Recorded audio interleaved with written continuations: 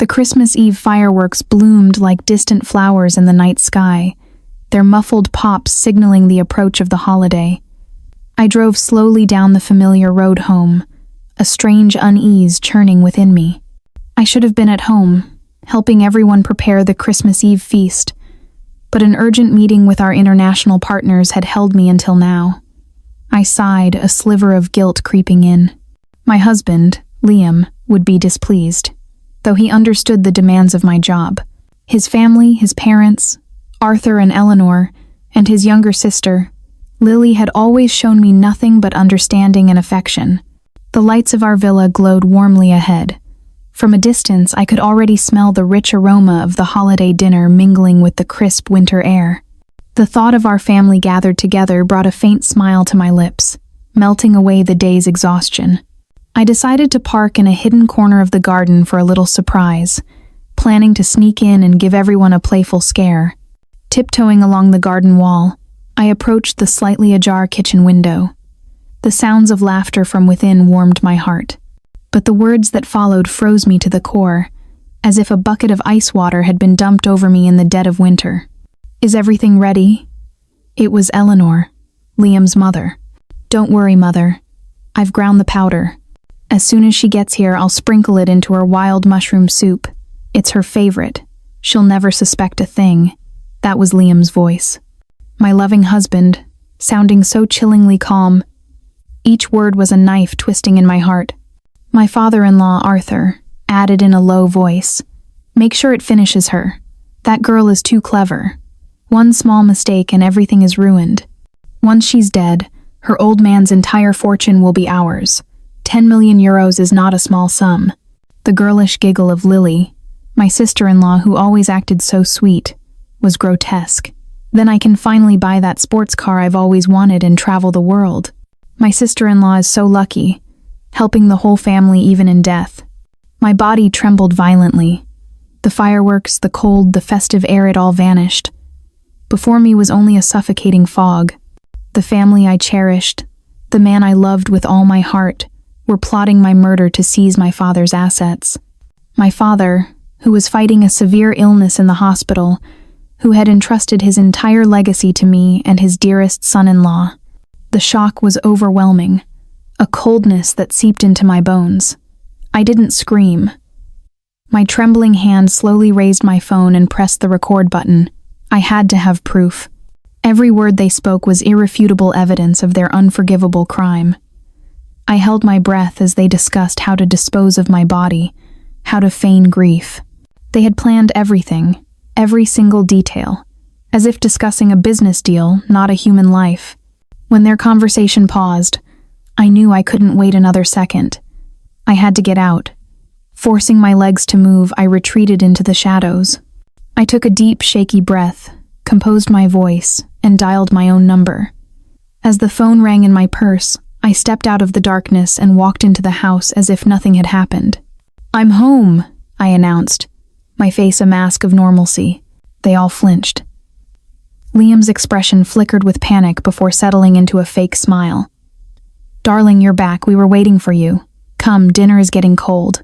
I smiled back, a smile that felt colder than ice. I'd love to, but the hospital just called. I held up my phone, the screen still lit. The doctor said Dad's condition has taken a turn for the worse. They need family there immediately. Disappointment flashed across their faces before being hastily concealed. "Oh, my dear, then you must go at once," my mother-in-law said quickly. "Your father's health is the most important thing." Liam moved to put a comforting arm around me. "Let me drive you." "No, it's all right," I said, gently shrugging off his hand, trying not to show my disgust. "I can get there myself. You stay and enjoy Christmas Eve with your parents. I'll call you with an update." Without giving them a chance to say more, I turned and walked away. I scrambled into my car and sped away. In the rearview mirror, I saw them standing at the door, their smiles gone, replaced by faces full of cold calculation. This was no longer a night of family union. It was the beginning of a war I could not afford to lose. I didn't drive to the hospital. My father was stable, cared for by the best doctors. My sudden appearance would only cause unnecessary alarm. I needed a safe place to think, to plan. The Grand Majestic Hotel, one of my family's properties, was my only option. In a suite overlooking the city, I felt utterly alone. The man I shared my bed with wanted me dead. The truth was brutal, but I wouldn't allow myself to break. For my father, for his life's work, and for my own life, I had to be stronger than ever. I called the 3 men my father trusted most: Mr. Dubois, our veteran family lawyer; Dr. Alistair, my father's personal physician; and Marcus, our head of security. Within half an hour, they were in my suite. "Clara, what's so urgent on Christmas Eve?" Dr. Alistair asked, his face etched with concern. I said nothing, simply handing them my phone. "Listen to this." The room fell silent, filled only by the horrifying voices of Liam and his family. The faces of the 3 men before me shifted from shock to disbelief, and finally, to pure fury. "The bastards," Mr. Dubois hissed, slamming his hand on the table. "I can't believe Liam and his family would sink so low." "Just give the order," Marcus said, his voice tight with anger. "I'll have my men round them up right now." "No," I said, raising a hand. "We can't be rash. This recording is evidence, but they could claim it's fake. We need a perfect plan, a trap they can't escape." After a moment of tense silence, Dr. Alistair spoke, his eyes determined. "We'll use their own plan against them," he explained. "They want to poison you. So, we'll let them think they've succeeded. I have a compound that induces symptoms of acute poisoning, severe pain, vomiting, but is ultimately harmless. You'll be admitted to the hospital. Once they believe you're dying, they'll get careless and expose themselves further." It was a dangerous gambit, but it was our only move. I looked at him, my voice firm. "I agree. I'll do it." That night, we meticulously planned every step. I was the bait in a deadly game, and I was ready to play my part. Returning to the villa at dawn, I found Liam on the sofa, feigning worry. "Clara, where have you been?" I was sick with worry. I looked into his eyes and saw only deceit. "I was at the hospital. Dad is very weak." As soon as we were in our room, I went to the bathroom and took the capsule Dr. Alistair had given me. When I came out, Liam handed me a glass of water. "You look so pale. Drink this." I took a small sip, my stomach churning with revulsion. Just then, the first wave of pain hit, a sharp cramp in my abdomen. My face grew pale, and sweat beaded on my forehead. "What's wrong?" Liam asked, a flicker of triumph in his eyes. I collapsed, clutching my stomach. The pain. It's unbearable. The cramps intensified, just as Dr. Alistair had described. My act had begun. He helped me to bed, his words a stream of false comfort. I saw him slip away to make a brief, quiet phone call. I could just make out his whisper, "It's working," but the dose might not have been enough. He returned, claiming he was going to buy stomach medicine. I knew he was going to get more poison. He came back with a white pill. "Take this. You'll feel better." I took the pill, pretending to swallow it but hiding it under my tongue. After faking sleep, and once he left the room, I spat it out and carefully wrapped it in a tissue. It was another piece of evidence. The next morning, my condition worsened. "On cue, doctor." Alistair arrived for a house call. After a brief examination, he announced gravely, "Clara's symptoms are consistent with severe food poisoning. She needs to be hospitalized immediately." I was taken to Dr. Alistair's private clinic, where everything was prepared. I was placed in an isolated VIP room, monitored by Marcus's men disguised as hospital staff.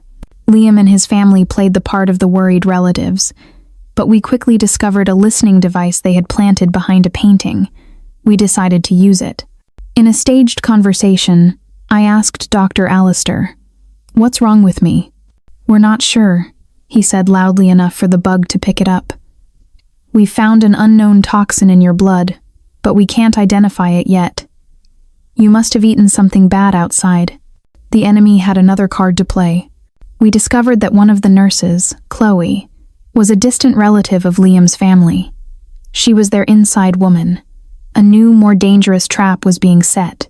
2 days later, Nurse Chloe entered my room to change my IV drip, her movements furtive. "Time for your injection, Miss Clara," she said, holding a syringe filled with a cloudy liquid. I knew this was the final dose meant to kill me. "What is that?" I asked calmly. "Just a high-dose antibiotic, prescribed by Dr. Allister," she stammered. Just as she was about to inject me, the door burst open. Dr. Allister and Marcus entered with 2 security guards. Chloe dropped the syringe, her face draining of color. "What are you doing, Nurse Chloe?" Dr. Allister demanded. "I prescribed no such injection." Faced with the evidence, Chloe broke down, confessing that Liam had paid her and threatened her to administer the poison. The truth was out. But instead of having her arrested, a new idea sparked. "Chloe," I said, "if you want leniency, you'll cooperate with us." Under our direction, she called Liam. In a panicked voice, she told him she had administered the drug and that I was in critical condition, being moved to the ICU. On the other end of the line, we could hear Liam's satisfied chuckle. Now, in his mind, I was on my deathbed. Believing the thorn in his side was finally being removed, he would grow reckless. He began to make his next moves to seize my assets, unaware that he was stepping deeper into a much larger net. Believing I was dying, Liam grew bolder. He began meeting frequently with a man named Vincent, a shady real estate developer. Marcus's team managed to record a conversation where Liam promised to sell Vincent the confidential plans for a massive new urban development project my family's company was pursuing. He wasn't just trying to kill me for my inheritance. He was trying to destroy my father's entire legacy. Meanwhile, Mr. Dubois uncovered documents from 20 years ago. My father and Liam's father, Arthur, had been business partners.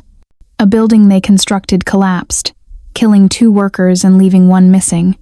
The cause was cited as faulty materials. My father, as the legal head, took the fall, nearly going bankrupt to compensate the victims. Arthur, who was in charge of materials procurement, had disappeared with a large sum of company money. The incident had shattered their friendship. Just as these pieces were falling into place, my cousin Sophie came to visit. She was a smart, vibrant young woman who worked independently. When I told her everything, she was horrified. "Liam and his family are monsters," she said, her eyes blazing. Then, I mentioned Liam's secret meetings with Vincent. Sophie's eyes widened. "Vincent? As in, the CEO of Paragon Properties? I work there, Clara. I'm an assistant in the sales department." "It was an incredible coincidence. Sophie," I said, "can you keep an eye on them for me?" "Of course," she said, then hesitated. "There's something else. I've seen Liam a few times with another woman. Her name is Isabel. She's Vincent's personal secretary. They looked very close. Once, I overheard him on the phone with her. He said, 'Just be patient a little longer. As soon as my wife is dead, I'll marry you.' So, it wasn't just about the money. There was another woman. He was already planning his new life, built on my grave. My rage solidified into cold resolve. With Sophie's help, we tracked Liam and Isabel. He was flaunting the affair, believing I was incapacitated. They checked into a discreet countryside hotel. That was our chance. I left the hospital with Marcus, meeting Mr. Dubois and several legal witnesses at the hotel. We had the staff open the door to their room under the pretext of a sudden inspection. The sight inside was predictable. Liam and Isabel tangled together. The flash of cameras went off relentlessly. Liam's face contorted from shock to fear when he saw me standing there, perfectly healthy. "Clara? How? You're supposed to be in the hospital." I smiled, a smile devoid of any warmth. "Surprised to see me alive, Liam? Or just disappointed your poison wasn't strong enough?" "Mr." Dubois stepped forward. "Mr. Liam, we have sufficient evidence of your adultery and conspiracy. On behalf of my client, we will be filing for divorce and pressing charges for fraud, embezzlement, and attempted murder." At the mention of charges, Liam's fear turned to brazen fury. "Divorce?" he sneered. "You think you can get rid of me that easily? Don't forget, your father's life is still in my hands. One word from me, and he'll be joining your dear departed mother." His blatant threat stunned me. He was using my father's life as a bargaining chip. The situation had just become infinitely more dangerous. My father was now a hostage. The security around my father's hospital room was elevated to its highest level. No one and nothing got in or out without Dr. Alistair's personal approval. But Liam's family was more depraved than I could have imagined. 2 days later, Dr. Alistair discovered my father's heart medication had been tampered with. The pills had been replaced with a drug that causes a massive spike in blood pressure, a death sentence for a heart patient. It would have looked like a natural death. We immediately confronted Nurse Chloe. Sobbing, she confessed it wasn't Liam who had forced her this time, but Lily. His innocent little sister had threatened Chloe's young son, sending her pictures of the boy at school with a chilling message. "Do you want your son to make it home safely every day?" The entire family was a nest of vipers. This attack made it clear. The roots of this hatred ran deep, back to the incident 20 years ago.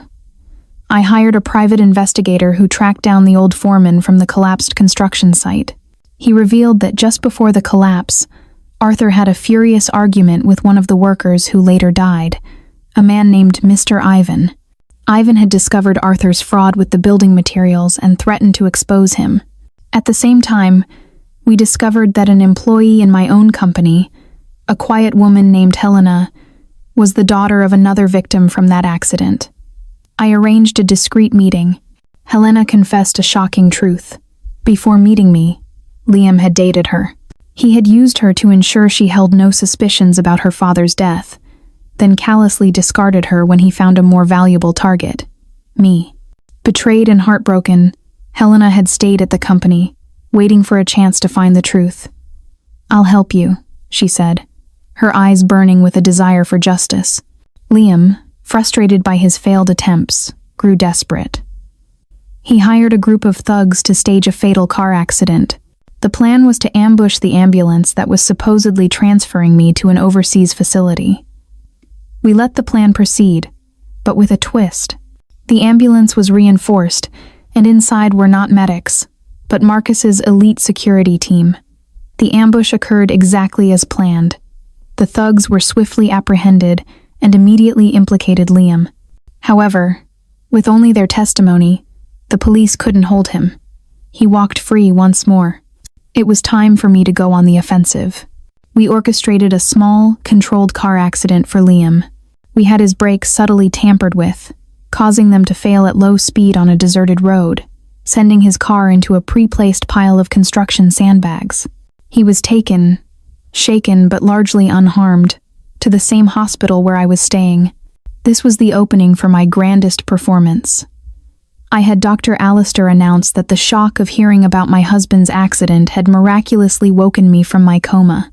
Looking pale and frail, I slowly made my way to Liam's room. He was stunned to see me. "Clara, you're awake?" Tears streamed down my face as I clutched his hand. "I heard you were in an accident." "I was so scared I would lose you," I sobbed. "I've been thinking, maybe all of this was my fault. The affair. I don't blame you anymore. As long as you're safe, nothing else matters. Can we start over?" My performance was flawless. The arrogant fool bought it completely. He believed my love for him was so profound that the fear of losing him had shocked me back to life. He thought he had won, that I was once again under his control. In the following days, I played the part of the devoted wife, caring for him at his bedside. With his guard completely down, he began working from his hospital bed. It was the chance I had been waiting for. While he slept, I copied the entire contents of his laptop and phone. The evidence was damning. Bank records showing he had embezzled over 5 million euros, emails with Vincent detailing the sale of company secrets, and, most chillingly, a draft of a forged will, leaving all my assets to him upon my death. The final piece of my plan fell into place. A major investor meeting for the new urban development project was scheduled. Liam, as co-manager, was set to be the main presenter. The night before, I brought him a financial report I had prepared. "I had the team put this together," I said meekly. "Could you look it over? I'm so worried I made a mistake." The report was a trap, filled with wildly inflated profit margins and impossibly low costs, all figures that would look impressive at a glance, but would crumble under the slightest scrutiny. Liam, blinded by his ego, barely skimmed it. "You did well," he said, patting my hand. "Don't worry. Tomorrow I'll have them eating out of the palm of my hand." The next day, the conference room was packed. Liam, confident and smug, took the stage. He launched into his presentation, spewing the fantastical numbers from the fake report. At first, the investors were impressed. Then the questions began. "Mr. Liam, your report states land acquisition costs are 30% below market value. How is that possible?" one seasoned investor asked. Liam faltered. That's due to the special negotiations." "Impossible," another shot back. "That land is under a public trust. The price is fixed." Question after question hammered him, exposing the absurdity of his figures. He began to sweat, looking to me for help. I offered none. When he was thoroughly humiliated, standing silently on the stage like a fool, I rose and walked to the podium. "Ladies and gentlemen," I said, my voice clear and strong. "First, I must apologize for this lack of professionalism. Perhaps my husband is still recovering from his accident and has confused some figures." I paused. But today, there are more important truths to be revealed. The large screen behind me flickered. It was no longer showing business charts. Instead, it played the secret recording from Christmas Eve of his family plotting my murder. The room erupted in gasps. The screen changed, displaying a cascade of evidence. The bank statements of his embezzlement, the emails selling our company's secrets, the photos of him with Isabel at the hotel, and finally, the forged will. "Liam," I said, looking directly at him, my voice like ice, "you are not just a cheat and a thief. You are a cold-blooded monster who tried to murder his wife for money." As if on cue, the main doors of the conference hall burst open, and police officers streamed in. "Liam Arthurson, you are under arrest for fraud, embezzlement, and conspiracy to commit murder." As they handcuffed him, his face a mask of disbelief and hatred, he snarled at me, "You will regret this." The relief I felt was short-lived. His threat echoed in my ears. Just as the room cleared, my phone rang. It was Dr. Allister, his voice frantic. "Clara, get to the hospital. It's your father. Someone got to him." My heart stopped. I raced to the hospital to find a frantic scene outside the ICU. "What happened?" I cried. "An imposter dressed as a nurse snuck in during your press conference," Dr. Allister said, his face pale. "They injected a fast-acting poison directly into his IV line. We're doing everything we can." He showed me a still from the security camera. The figure was disguised, but a brief turn of the head revealed the profile. It was Lily. While I sat numbly in the hospital corridor, my phone rang again. A strange number. "Clara? It's me, Helena. Help me.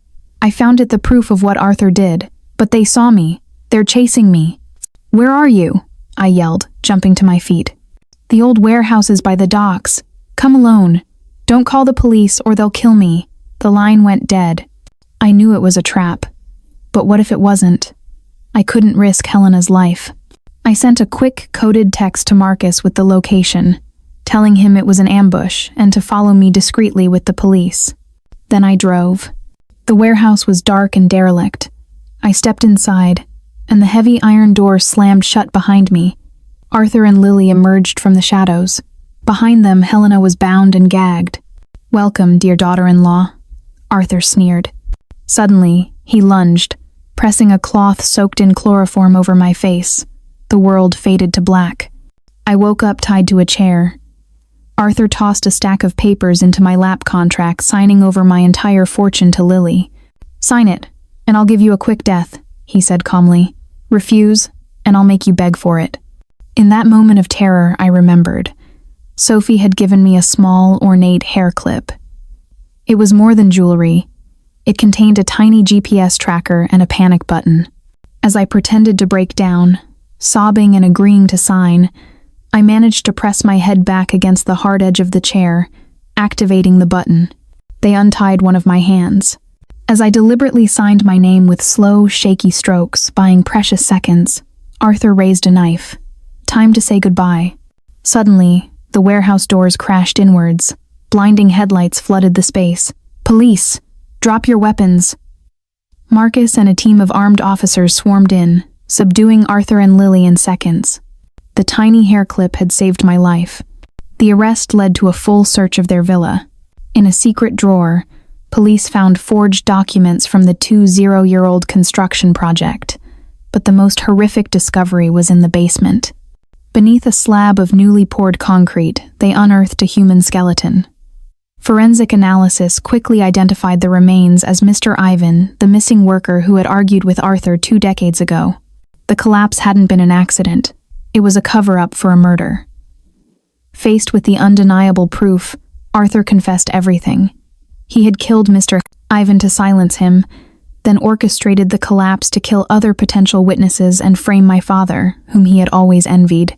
But his confession held one last, soul-shattering revelation. He admitted to sabotaging my mother's car years ago, causing the fatal accident that had been ruled a tragedy. She was too smart, he spat.